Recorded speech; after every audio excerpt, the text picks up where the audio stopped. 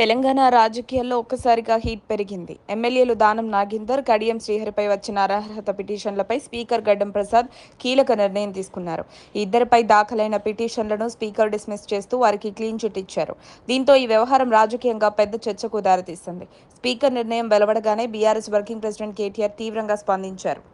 ఇది సాధారణ తీర్పు కాదని, ప్రజాస్వామ్యంపై బహిరంగ దాడి అని ఆయన విమర్శించారు. కాంగ్రెస్ పార్టీ బీ ఫామ్పై ఎంపీగా పోటీ చేసిన వ్యక్తికి క్లీన్ చిట్ ఇవ్వడం అంటే ప్రజల తీర్పును అవమానించడమేనని కేటీఆర్ ఆరోపించారు. పార్టీ ఫిరాయింపులను ప్రోత్సహించేలా స్పీకర్ తీసుకున్న ఈ నిర్ణయం ప్రజాస్వామ్య చరిత్రలో చీకటి రోజని ఆయన వ్యాఖ్యానించారు. అధికారంలో ఉన్నవారికి అనుకూలంగా రాజ్యాంగ వ్యవస్థలను ఉపయోగిస్తున్నారని కూడా విమర్శలు గుప్పించారు. ప్రజల ఓట్లతో గెలిచిన పదవులను వ్యక్తిగత లాభాల కోసం మార్చుకుంటే ప్రజాస్వామ్య విలువలు ఎక్కడ నిలుస్తాయని ప్రశ్నించారు. అయితే కేటీఆర్ వ్యాఖ్యలకు ఎమ్మెల్యే దానం నాగేందర్ ఘాటుగా కౌంటర్ ఇచ్చారు. బీజేపీ, బీఆర్ఎస్ నేతలపై ఆయన తీవ్ర విమర్శలు చేశారు. బీఆర్ఎస్ ఎల్పీ సమావేశానికి తనను ఎందుకు పిలవలేదని ప్రశ్నించారు. ముఖ్యమంత్రి పదవి పోయిందని కేటీఆర్ ఎక్కువగా బాధపడుతున్నారని విమర్శించారు. తాను లోక్సభకు పోటీ చేసినప్పుడు బీజేపీ, బీఆర్ఎస్ అపవిత్ర కలయిక వల్లే ఓడిపోయారని దానం నాగేందర్ ఆరోపించారు. తాను ఎంపీగా గెలిచి ఉంటే ఈ వివాదం ఉండేదే కాదని చెప్పారు.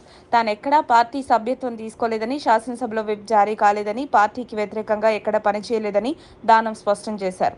తాను పోరాటం చేసే నాయకున్నని, తనపై వ్యతిరేకంగా తీర్పు వచ్చినా ఉప ఎన్నికల్లో కూడా గెలిచి వచ్చేవారని ధీమా వ్యక్తం చేశారు. తాను ఖైరతాబాద్ ప్రజల సైనికుడినని పేర్కొన్న దానం నాగేందర్ వ్యక్తిగత రాజకీయ ప్రయోజనాల కోసం ముఖ్యమంత్రి రేవంత్ రెడ్డిపై బురద జల్లుతున్నారని మండిపడ్డారు.